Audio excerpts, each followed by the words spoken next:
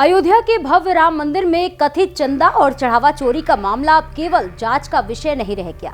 इस मुद्दे ने उत्तर प्रदेश के राजनीति और धार्मिक जगत में नई बहस छेड़ दी है। अब ज्योतिष पीठ के शंकराचार्य स्वामी अविमुक्तेश्वर आनंद सरस्वती ने राम मंदिर ट्रस्ट और उसके पूर्व महासचिव चंपत राय पर गंभीर आरोप लगाए। हालांकि इन आरोपों की स्वतंत्र पुष्टि नहीं हुई है और संबंधित पक्षों की ओर से इन दावों पर आधिकारिक प्रतिक्रिया भी सामने आना बाकी है। आइए जानते हैं पूरा मामला। नमस्कार, मैं प्रेयसी पांडे और आप देख रहे हैं भारत एक्सप्रेस। सीतापुर में समाजवादी पार्टी के पूर्व विधायक अनूप गुप्ता के आवास पर पहुंचे ज्योतिष पीठ के शंकराचार्य स्वामी अविमुक्तेश्वर आनंद सरस्वती ने मीडिया से बातचीत के दौरान राम जन्मभूमि तीर्थ क्षेत्र ट्रस्ट की कार्य प्रणाली पर सवाल उठाए। उन्होंने पूर्व महासचिव चंपत राय पर वित्तीय अनियमितताओं के गंभीर आरोप लगाए और कहा है कि मामले की निष्पक्ष जांच होनी चाहिए। शंकराचार्य ने यह भी दावा किया है कि पूरे विवाद की सच्चाई देश के सामने आना बाकी है।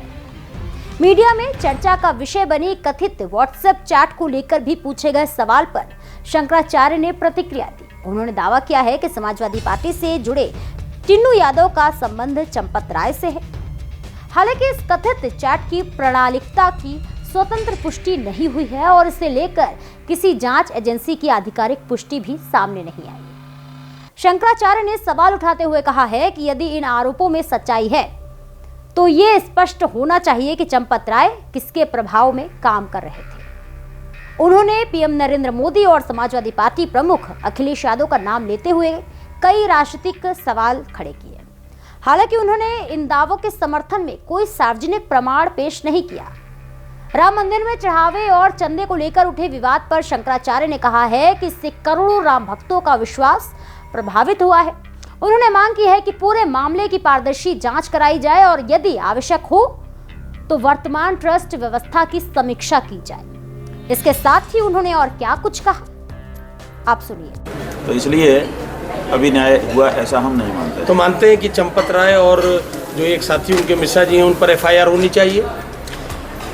अरे भाई, ट्रस्ट भंग करो, एफआईआर करो चाहे मत करो, वहाँ पे भगवान के दरबार में पहले सही लोगों को बैठाओ ताकि वहाँ से फिर से विश्वास की बहाली हो और फिर से वहाँ पे सत्कार्य आरंभ हो।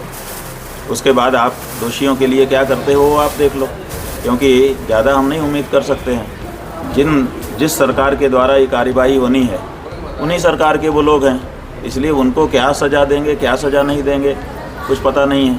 शंकराचार्य जी, एकदम से ये लेकिन कम से कम हमारे मंदिर का परिसर जो है वो तो पवित्र हो जाए, फिर से हमारे मन में शंका न रहे। कम से कम इतना तो कर दो, ये जो आपके चंगू मंगू हैं इनको तो वहाँ से हटाओ, ये हमारा कहना है। सर, चढ़ावा चोरी को लेकर कैसे पूर्व सांसद भी उन्होंने कहा मैं शुरू से इसीलिए नहीं गया क्योंकि लगातार इस बात की हमको चोरी की सूचना मिल रही है। हाँ, बहुत ईमानदारी से उन्होंने ये बात कही। ब्रजभूषण शरण सिंह की बात आप कर रहे हैं, उन्होंने बहुत ही ईमानदारी से साफ गोई से ये बात कही है और वो अपने वचन पे कायम है। सही भी है कि वो दर्शन करने पास में रह करके, राम जन्मभूमि के आंदोलन से जुड़ा हुआ व्यक्ति अगर इतने पास में रहता है और दर्शन करने नहीं जाता है, इसका मतलब कि उसने एक बड़ी पीड़ा अपने मन में लंबे समय से छुपा के रखी है।